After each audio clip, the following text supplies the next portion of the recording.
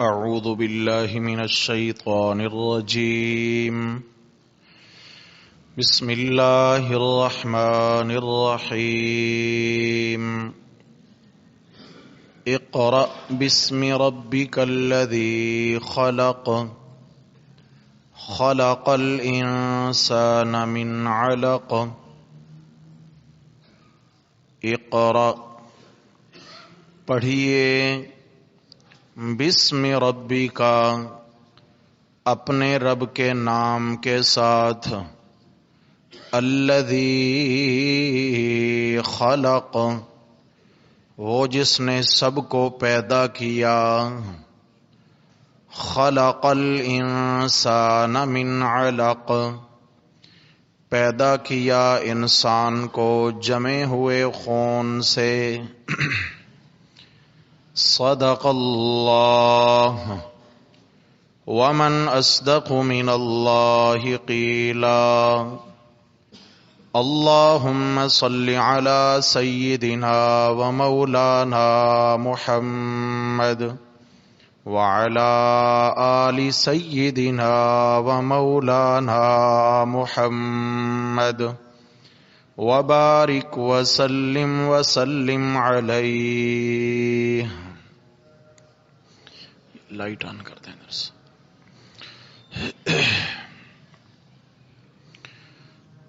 حضرات محترم،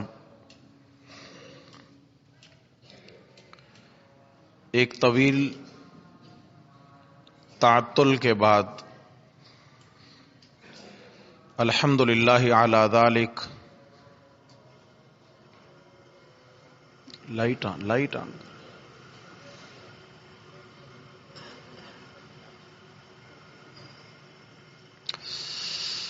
الحمدللہ علی ذالک. آج پھر اللہ رب العزت نے ہمیں درس قرآن مقدس کے سلسلہ میں جڑنے کی اور مل بیٹھنے کی توفیق عطا فرمائی ہے. الحمدللہ. اللہ تبارک و تعالی کی بارگاہ میں دعا ہے کہ اللہ جل شانہ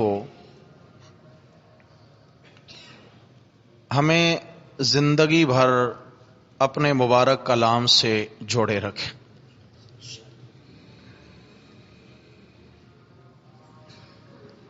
الحمدللہ ہم نے جو ایک سلسلہ اللہ کی توفیق سے شروع کیا تھا قصص القرآن کا، وہ سلسلہ پائے تکمیل کو پہنچا ہے.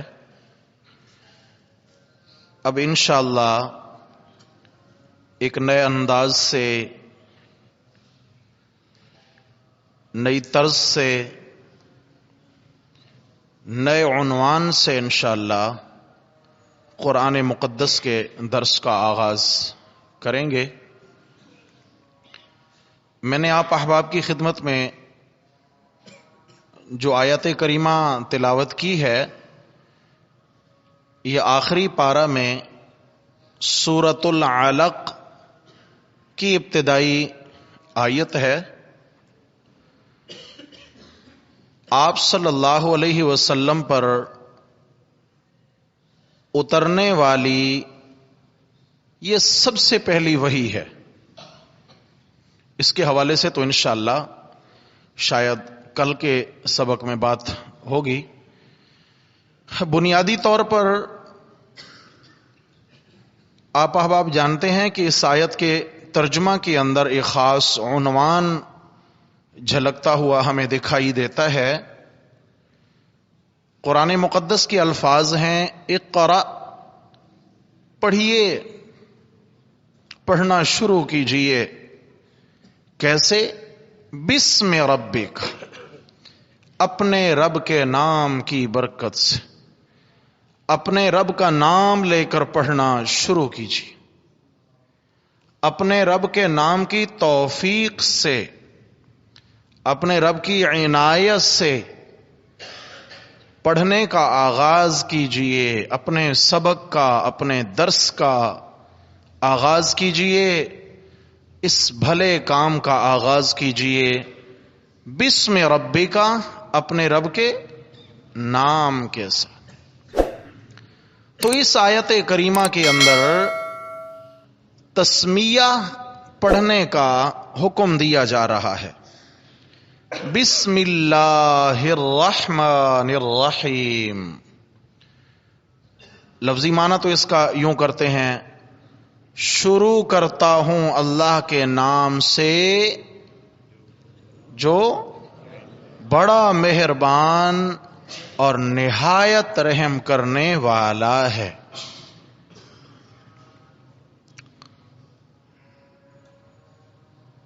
ہم نے سورۃ الفلق اور سورۃ الناس کے درسوں میں پڑھا تھا کہ قرآن مقدس کی تلاوت قرات شروع کرنے سے پہلے جو ہمیں اللہ رب العزت نے حکم دیا ہے وہ تعوذ پڑھنے کا حکم ہے.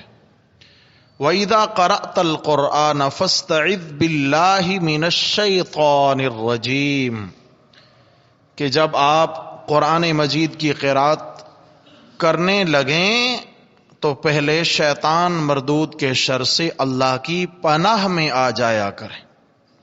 اس لیے کہ شیطان رکاوٹ ڈالتا ہے، اور اس رکاوٹ کا علاج کیا ہے؟ اللہ رب العزت کی پناہ میں اپنے آپ کو دے دیں. اللہ تعالی اپنے مومن بندے کا پہرے دار بن جائے گا اور مومن بندہ اپنے عمل میں لگ جائے گا. اب شیطان اس کا کچھ نہیں بگاڑ سکے گا. اس لیے تعوذ پڑھنے کا حکم ہے. جب تعوذ پڑھ لیا، چونکہ اس پر میں تفصیلی بات اس لیے نہیں کر رہا کہ اس پر بات آخری صورتوں میں ہو چکی ہے. اس کے بعد تسمیہ ہے، بسم اللہ الرحمن الرحیم. جب شیطان کے شر سے اللہ کی پناہ میں آ گئے تو اب کیا ہے؟ اللہ کی رحمت والی چار دیواری میں اپنے آپ کو بند کر لیجئے اور دل کھول کر اللہ کی رحمتیں لوٹتے رہیے. اللہ کی رحمت سے انسان کو کامیابی مل سکتی ہے. اس لیے فرمایا بسم اللہ الرحمن الرحیم. تسمیہ پڑھیے کوئی بھی بھلا کام شروع کرنے سے پہلے. آج کے سبق میں دو باتیں عرض کرنا چاہوں گا. پہلی بات تو یہ ہے کہ جس طریقے سے اللہ رب العزت نے قرآن مجید خود نازل فرمایا ہے، ایسے ہی تعوذ اور تسمیہ کا حکم بھی اللہ نے خود دیا ہے. اعوذ باللہ پڑھنے کا حکم بھی اللہ کی جانب سے ہے اور بسم اللہ پڑھنے کا حکم بھی اللہ کی جانب سے ہے. یہی تو ہے نا، اقرأ بسم ربک، اپنے رب کا نام لے کر پڑھنا شروع کیجئے. رب کے نام کی برکت سے، رب کے نام کی توفیق سے پڑھنا شروع کیجئے. تو پہلی بات یہ ہے، آپ دیکھتے ہیں کہ ہر سورت سے پہلے لکھی ہوتی ہے بسم اللہ الرحمن الرحیم. تو ما سوائے ایک سورت کے 113 سورتوں کے شروع میں یہ الفاظ ہمیں ملتے ہیں. البتہ سورہ توبہ جو ہے 10ویں پارہ میں، سورہ توبہ کے شروع میں بسم اللہ نہیں ہے. پہلی بات تو یہ ہے کہ یہ بسم اللہ ہر سورت کے شروع میں اس لیے ہے تاکہ دو سورتوں کے درمیان ایک فاصلہ قائم ہو جائے، ایک فرق آ جائے کہ پہلی سورت مکمل ہو گئی اور نئی سورت شروع ہو رہی ہے. فاصلہ قائم رکھنے کے لیے دو سورتوں کے عنوانات کے درمیان فاصلہ قائم کرنے کی خاطر بسم اللہ پڑھی جاتی ہے اور لکھی جاتی ہے.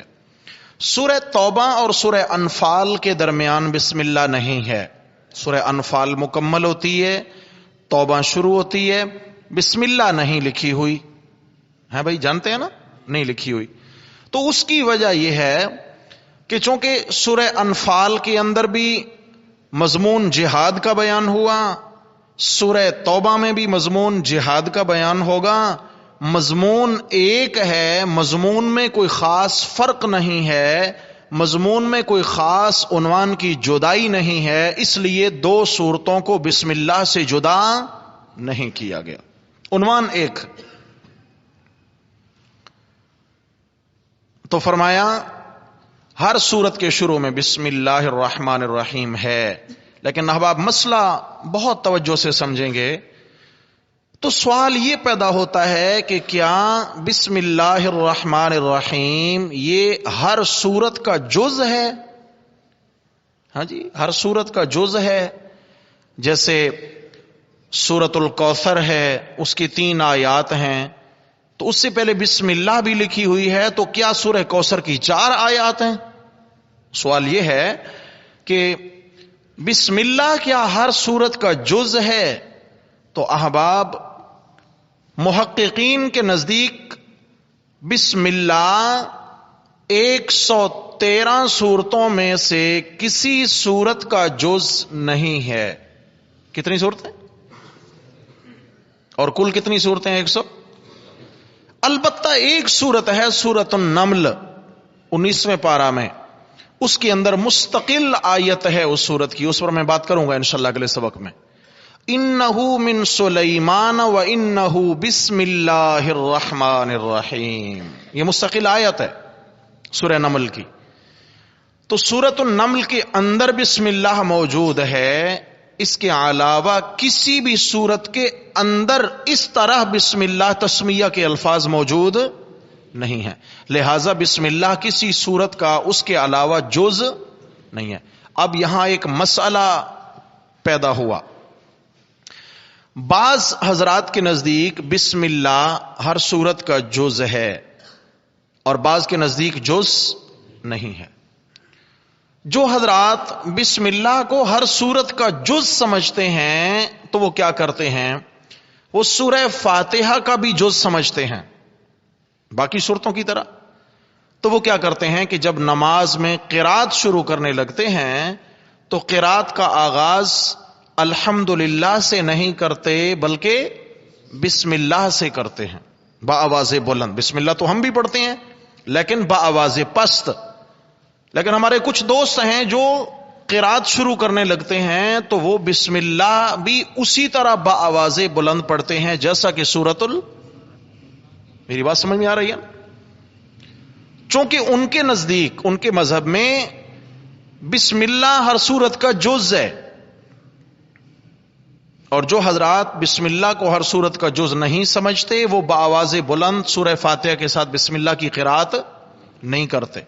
دل میں پڑھتے ہیں برکت کے لیے لیکن بآواز بلند قرات نہیں کرتے. جو حضرات قرات نہیں کرتے بسم اللہ کی بآواز بلند، ان کے پاس دلائل ہیں. ایسی بات نہیں کہ دلائل نہیں ہیں. میں صرف ایک حدیث سنا کے بات اپنی آگے بڑھاؤں گا. حضرت انس ابن مالک رضی اللہ تعالی عنہ یہ بڑے معتبر صحابی ہیں. پہلے میں ان کا تعارف کرا دوں تاکہ پھر ان کی روایت سمجھ میں آئے. حضرت انس رضی اللہ تعالی عنہ مدینہ میں پیدا ہوئے.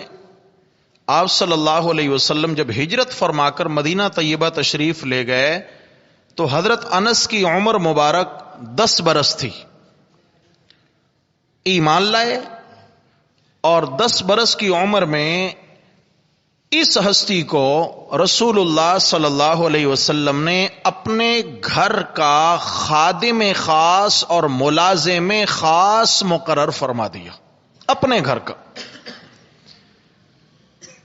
گھرانہ نبوت کا بازار سے سودا سلف لانے والے حضرت انس ابن مالک، میرے نبی صلی اللہ علیہ وسلم کے گھر کے اندر کے سارے معاملات دیکھنے والے حضرت انس ابن مالک رضی اللہ عنہ.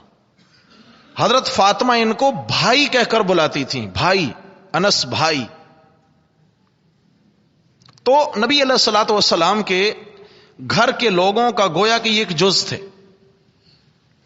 اور جب حضرت انس رضی اللہ عنہ کی عمر مبارک 20 برس ہوئی تو رسول اللہ صلی اللہ علیہ وسلم کا انتقال ہو گیا. 10 سال تک ان کو آپ علیہ الصلوۃ والسلام کی صحبت ملی ہے. یعنی اگر ذہن میں خیال آئے کہ پتہ نہیں یہ کس کیٹیگری کا شخص ہے، گاؤں دیہات سے آیا ہوا ہے، شہری ہے، دیہاتی ہے، ملاقاتیں کتنی ہیں رسول اللہ صلی اللہ علیہ وسلم سے، آپ علیہ السلام سے تعلق کس حیثیت کا ہے؟ تو بھائی تعلق یہ ہے کہ آپ علیہ الصلوۃ والسلام کے 10 سال کے خادم خاص رہے ہیں. کتنے سال؟ تو ایمان سے بتائیں انہوں نے نبی علیہ الصلوۃ والسلام کی نمازیں نہیں دیکھی ہوں گی؟ بولو بھائی. جس طرح ہم قرآن مقدس کو بے عیب سمجھتے ہیں، میرے نبی صلی اللہ علیہ وسلم کی مبارک زبان سے نکلی ہوئی احادیث اور فرامین کو بھی بے عیب سمجھتے ہیں. ہمارا ایمان ہے. تو حضرت انس رضی اللہ عنہ فرماتے ہیں کہ میں نے رسول اللہ صلی اللہ علیہ وسلم کے پیچھے بھی 10 سال تک نمازیں پڑھی ہیں. ان کے بعد حضرت ابو بکر صدیق رضی اللہ عنہ کے پیچھے بھی نمازیں پڑھی ہیں. اس کے بعد حضرت عمر فاروق رضی اللہ عنہ کے پیچھے بھی نمازیں پڑھی ہیں. حضرت انس فرماتے ہیں یہ تینوں ہستیاں نماز میں قرات کا آغاز الحمدللہ سے کیا کرتی تھیں، بسم اللہ کو بآواز بلند نہیں پڑھا کرتے تھے. راوی کون ہے؟ حضرت انس رضی اللہ تعالی عنہ. تو بہر صورت جن احباب نے دوسرے انداز سے لیا تو ان کے اپنے دلائل ہیں، لیکن معتبر روایات اسی طرف ہیں کہ قرات کا آغاز کہاں سے ہونا چاہیے؟ الحمدللہ سے. ہمارے کا احترام کرتے ہیں، یہ بات نہیں ہے، ہر ایک کی اپنی تحقیق ہے. تو جو احباب بسم اللہ کو ہر سورت کا جز سمجھتے ہیں وہ قرات کا بھی جز سمجھتے ہیں، اور جو ہر سورت کا حصہ نہیں سمجھتے وہ قرات کا بھی حصہ نہیں سمجھتے. ٹھیک ہے، الحمدللہ سے قرات کا آغاز کرتے ہیں. ایک بات. اور دوسری بات یہ ہے کہ جب بھی قرآن مقدس پڑھنے لگتے ہیں تو بسم اللہ الرحمن الرحیم کیوں پڑھا جاتا ہے؟ یہ بھی میرے نبی صلی اللہ علیہ وسلم کا مبارک فرمان ہے. آپ علیہ الصلوۃ والسلام نے فرمایا کل امر ذی بال لم یبدأ ببسم اللہ فہو ابتر فہو اقطع، او کما قال النبی صلی اللہ علیہ وسلم، کہ ہر جائز کام، ہر بابرکت کام، ہر اچھا کام جس کو بسم اللہ سے شروع نہ کیا جائے تو وہ کام برکت سے خالی ہو جاتا ہے اور پائے تکمیل تک نہیں پہنچ سکتا. وہ کام کہیں نہ کہیں بگاڑ کا شکار ہو جاتا ہے. سمجھ آ گئی ہے؟ تو اس لیے آپ علیہ السلام نے فرمایا ہر جائز کام سے پہلے کیا پڑھا کریں؟ مثال کے طور پر آپ علیہ السلام نے پھر سکھایا کہ جب سونے لگے ہیں تو اللہ کا نام لیں، اللہم بسم کا دیکھا نا، بسم اللہ آیا اس میں، بسم کا، یہ عربی الفاظ ہیں تو اللہ کا نام آیا ہے. اللہم بسم کا اموت و احیا، بسم اللہ کہہ کر اللہ کا نام لے کر جو ہے نا بستر پہ آئیں اور نیند کا آغاز کریں. تو کیا ہوگا؟ یہ دعا پڑھ کر جب سوئیں گے تو بھلے نیند میں ہیں، لمبی تان کے سو رہے ہیں، اپنی نیند پوری ہو رہی ہے، تھکن اتر رہی ہے، لیکن فرشتے ساری رات کی عبادت لکھ رہے. نیند کا آغاز کس چیز سے ہوا؟ بسم اللہ سے ہوا. اگر بسم اللہ سے آغاز نہ ہوتا تو یہ کام کہیں نہ کہیں بگاڑ کا شکار ہو جاتا، یعنی یہ رات غفلت کی رات لکھ دی جاتی، اور یہ رات کا گزرنا اس سونے والے کے لیے قیامت کے اعتبار سے وبال بن جاتا. سمجھ آ گئی ہے؟ بگاڑ تو آ گیا. ایسے ہی ہے، فرمایا جب کھانا شروع کریں تو بسم اللہ وعلا برکت اللہ، بسم اللہ پڑھ کر شروع کریں. کیوں؟ اگر کھانا بسم اللہ پڑھ کر شروع نہ کیا جائے تو شیطان اس کھانے میں شریک ہو جاتا ہے، اور شیطان اس بندے کے ساتھ ساتھ اس کھانے کو کھاتا ہے، اور جہاں شیطان کھانا کھائے وہاں اللہ کی برکت نازل نہیں ہو سکتی. بگاڑ آ گیا نا، خرابی پیدا ہو گئی. پانی پینے لگے ہیں، بسم اللہ پڑھیں. گھر سے باہر قدم رکھنے لگے ہیں، بسم اللہ توکلت علی اللہ، بسم اللہ، دیکھو نا، بسم اللہ. نبی علیہ السلام نے فرمایا جب کوئی بندہ گھر سے باہر قدم رکھتا ہے اور وہ یہ دعا پڑھ لیتا ہے، بسم اللہ توکلت علی اللہ لا حول ولا قوت الا باللہ، تو ابلیس شیطان بھاگ جاتا ہے اس سے دور. تو دوسرے پوچھتے ہیں کیا ہو گیا بھائی؟ تو وہ کہتا ہے وہ دیکھو یار اس نے ایسی دعا پڑھی ہے وہ میرے حملے سے بچ نکلا ہے, اس کو اللہ کی حفاظت حاصل ہو گئی ہے. جب اتنی عظیم دعا اس نے پڑھ لی تو اب میں اس کا کیا بگاڑ سکتا ہوں؟ سمجھ آ گئی ہے؟ شیطان مایوس ہو جاتا ہے اس سے. اچھا, گھر سے نکلے ہیں, اللہ کا نام لے کر نکلے ہیں, قدم قدم پہ اللہ کی رحمت کے فرشتے اس کا پہرا دیں گے, اس کی حفاظت کریں گے انشاءاللہ. اور اگر بسم اللہ نہیں پڑھی, موبائل کان سے لگایا اور جناب کال کرتے اور سنتے گھر سے نکل پڑے اور جناب گاڑی میں بیٹھے اور گئے, کوئی پتہ نہیں ہے, تو لازمی بات ہے کہیں نہ کہیں تو بگاڑ پیدا ہو جائے گا. خدا نہ خاصہ یہ بگاڑ پھر ایسا ہوگا کہ اللہ کی حفاظت سے بندہ نکل گیا, نقصان کا اندیشہ ہے. گھر میں داخل ہونے لگے ہیں تو قدم رکھتے ہی بسم اللہ پڑھیں. ہاں جی, گھر میں آئے جائز کام کر رہے ہیں, جانور ذبح کرنے لگے ہیں تو کیا کرنا ہے بھائی؟ بسم اللہ اللہ اکبر یا بسم اللہ واللہ اکبر, دونوں جائز ہیں. بہرحال بسم اللہ سے آغاز کرنا ہے. اگر بسم اللہ پڑھ کر جانور کے گلے پہ چھری نہیں چلائی تو بگاڑ پیدا ہوگا, وہ جانور حلال نہیں ہوگا. سمجھ آ گئی؟ کیا کمال کا کلمہ ہے بھائی, کیا کمال کا کلمہ ہے, سبحان اللہ. اس لیے فرمایا اقرا بسم ربک, اپنے رب کا نام لے کر پڑھنا شروع کریں تاکہ یہ درس کہیں بگاڑ کا سبب نہ ہو جائے. سمجھ آ گئی ہے؟ ہدایت کا سبب ہو, یہ نشستیں ہدایت کا سبب ہو جائیں. اللہ کے نام سے آغاز کریں. اس لیے ہم بھی آج اللہ کا نام لے کر انشاءاللہ آغاز کرنے لگے. مگر ہر جائز کام سے پہلے بسم اللہ پڑھنی ہے. ایسا نہیں ہے شراب پینے لگا ہے اور کہے بسم اللہ الرحمن الرحیم,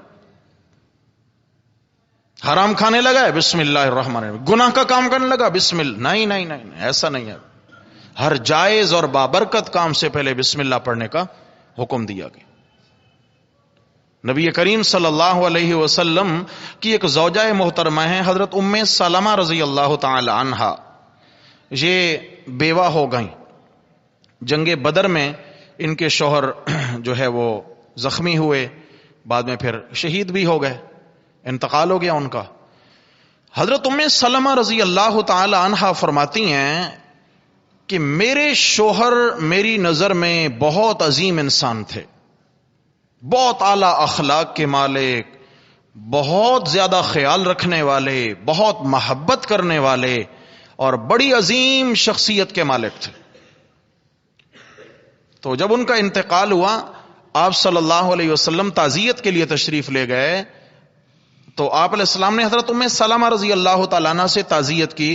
فرمایا کہ اللہ رب العزت آپ کو صبر عطا فرمائیں اور اللہ تعالیٰ اس سے بہتر بدلہ عطا فرمائیں. حضرت ام سلمہ خود فرماتی ہیں جب نبی علیہ السلام نے یہ بات کہی تو ایک دفعہ تو مجھے جھٹکا سا لگا کہ یہ کیا بات ہے, کیا میرے شوہر سے بھی کوئی بہتر شوہر ہوگا دنیا میں؟ کہ اللہ کے نبی یہ فرما گئے اللہ آپ کو اس سے نیک, یعنی اس کا نیک بدلہ عطا فرمائیں اس تکلیف کا, مطلب اس سے بہتر شوہر. عرب میں دوسری شادی تو کوئی عیب نہیں تھا. خواتین بیوہ ہوتی ہیں, ان کی کئی شادیاں ہوتی, مطلقہ ہوتی, کئی شادیاں ہوتی. کوئی نہ اس زمانے میں کوئی عیب تھا نہ آج کے زمانے میں.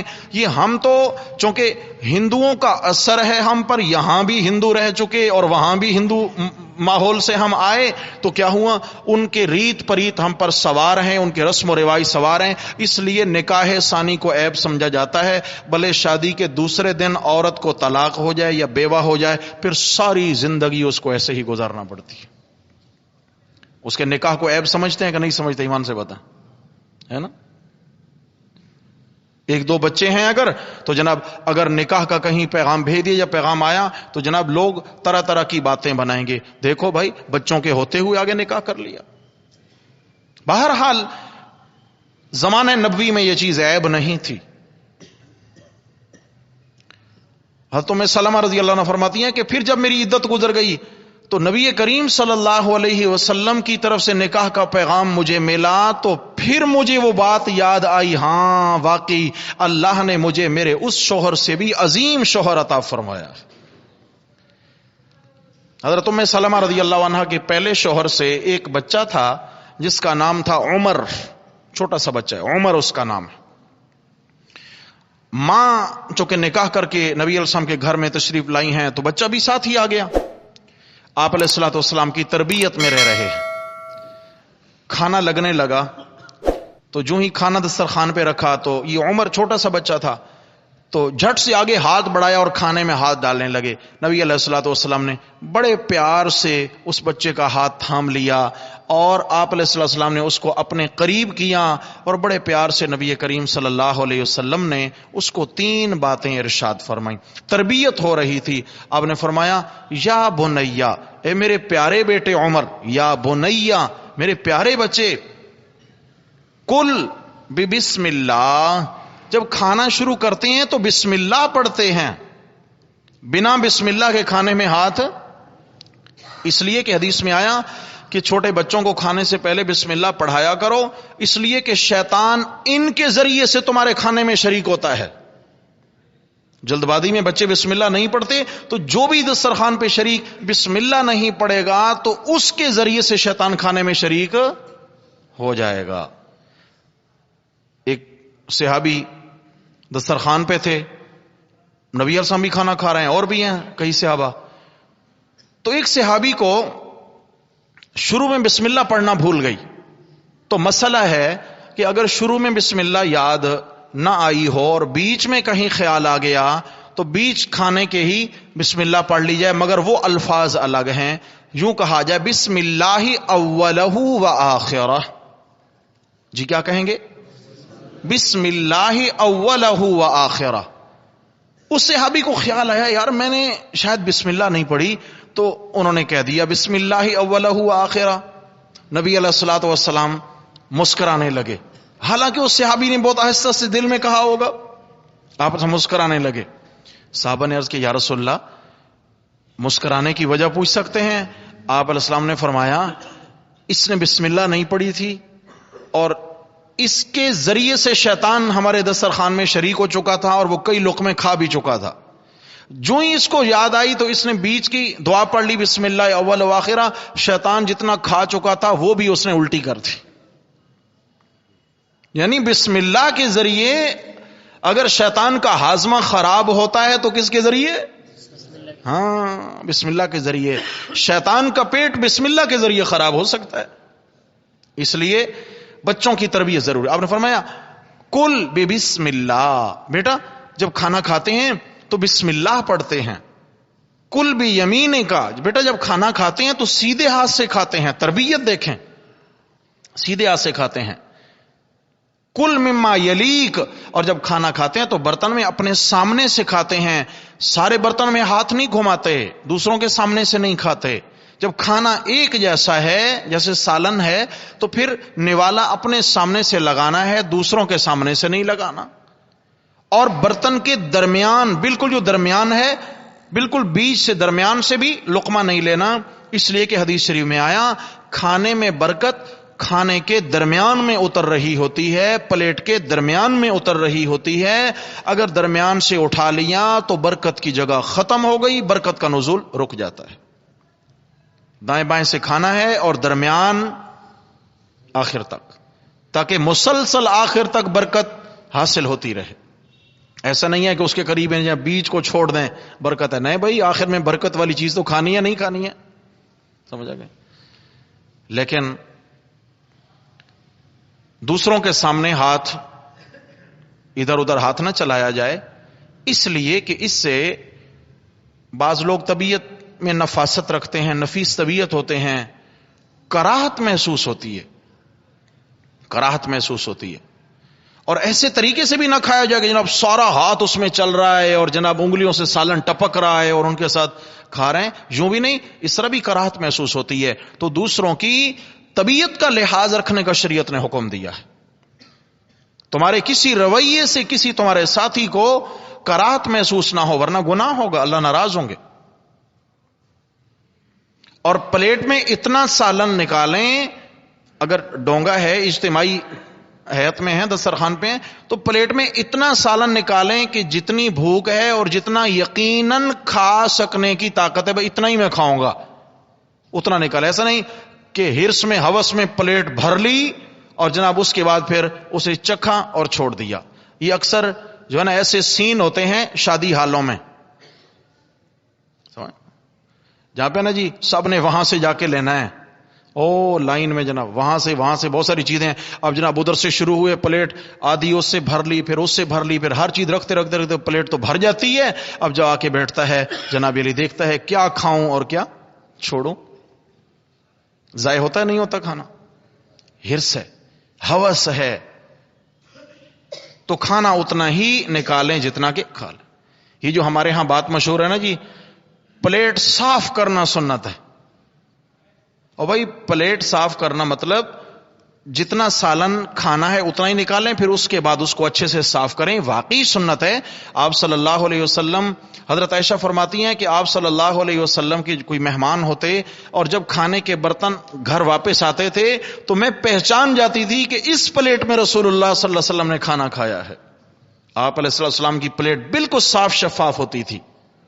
لیکن ایسا نہیں ہے کہ جناب پلیٹ بھری ہوئی ہے, 2-4 لوگ بیٹھے ہیں, سالن زیادہ ہے, کھانا زیادہ ہے, ختم نہیں ہو رہا, اور لگے ہیں جی سنت کرنی ہے, جی سنت کرنی ہے. جناب سنت کو سینہ دیا ہوا ہے. ارے بھائی انگلیاں چاٹنا سنت ہے, کھانا چٹ کرنا سنت, بولو یہ چٹ کرنا سنت نہیں ہے. جتنا حاجت ہے اتنا کھائیں, کھانا ضائع نہ ہو. تو یہ نبی علیہ السلام نے تعلیم دی ہے چھوٹے سے بچے کو, کل بھی بسم اللہ, کل بھی یمینے کا, وکل مما یلیک, اپنے سامنے سے کھائیں, کسی اور کے سامنے سے نہ کھائیں.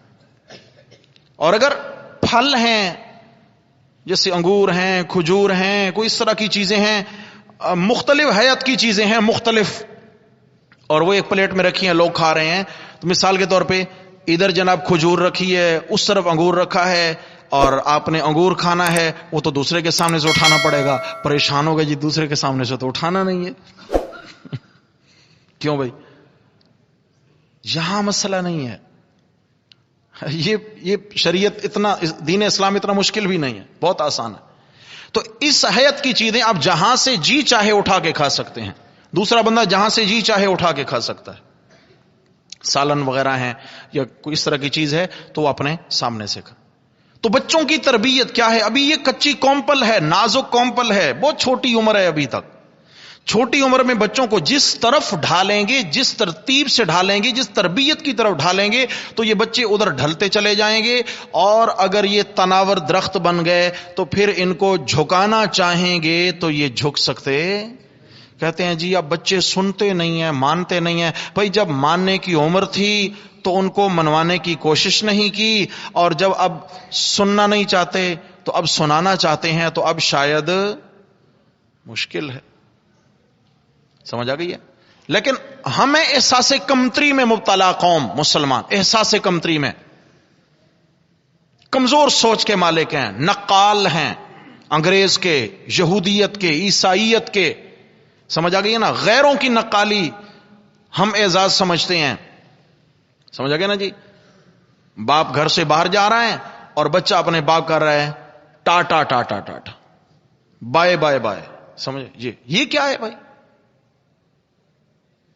وہ خبیث انگریز آیا تھا, اس کو چونکہ بابا بولنا آتا نہیں تھا, اس نے پاپا کہہ دیا. آج جناب بابا اصل لفظ ہے اور ہم بچوں کو کیا سکھا رہے ہیں؟ بولو بھائی, پاپا. سمجھ آئے؟ لفظ تھا بابا, اور اس کو چونکہ اردو بولنا نہیں آتی تھی, اس کی زبان پہ یہی آیا تو اس نے کیا کر دیا. حالانکہ وہ اصل میں آپ کی نقالی کرنا چاہتا تھا, وہ بابا کہنا چاہتے تھے, لیکن لفظ ان سے جو بنا ہم نے پھر اپنا اصل لفظ چھوڑ کے اس کو لے لیا. امی کی بجائے ممی کہہ دیا, لفظ تھا امی اور بنا دیا. سمجھ آ گئی؟ نقال ہیں ہم. ایمان سے بتائیں, باپ صبح صبح دکان کے لیے نکلے گھر سے, آفس کے لیے نکلے گھر سے, کام کے لیے گھر سے نکلتا ہے, مزدوری کے لیے نکلتا ہے. 3-4 سال کا چھوٹا سا بچہ اپنے باپ کو دروازے پہ کہتا ہے, بابا السلام علیکم. بابا آپ پر کیا ہو؟ سلامتی ہو, سلامت رہو, جہاں رہو سلامت رہو. بابا خدا حافظ. چھوٹا سا بچہ توتلی زبان سے کہتا ہے بابا خدا تمہارا محافظ ہو. ایمان سے بتائیں رب کی رحمت کو کتنا جوش آتا ہوگا. ہاں بھائی, کتنا جوش آتا ہوگا. تو اس لیے میرے بھائی اپنی اولادوں کی تربیت کرنی ہے ہم نے, اپنے بچوں کو سکھانا ہے ہم نے. دعاؤں کا اہتمام, اس طرح کی دعاؤں کا اہتمام کہ جو شب و روز دن میں کئی مرتبہ ضرورت پڑتی ہے, ان کا اہتمام. سمجھ آ گئی ہے؟